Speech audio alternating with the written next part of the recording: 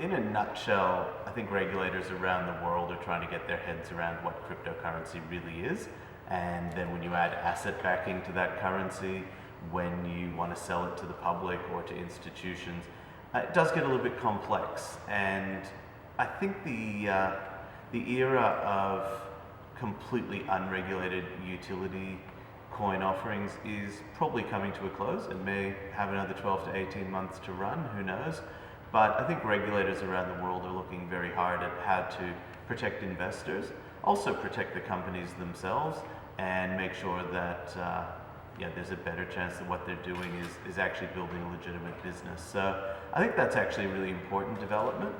A lot of tokens do have aspects that look a lot like securities, and bringing some cryptocurrencies into that realm is actually, in our view, a really positive thing, because it opens it up to the ability to reach major institutions, to bring institutional money into these projects, and to really capitalize them in a way that lets them disrupt whole industries on a global scale. So we're very excited about it, but it is an interesting and challenging space to be right in the middle of. It's certainly moving very fast at the moment across a whole range of jurisdictions.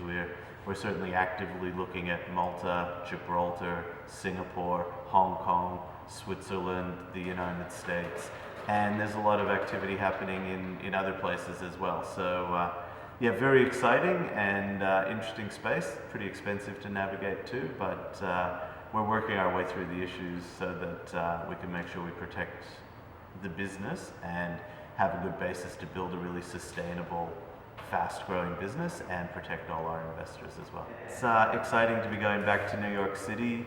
Certainly Consensus is a big part of what we'll be doing. As people probably know, it's one of the major, if not the biggest cryptocurrency and blockchain conferences.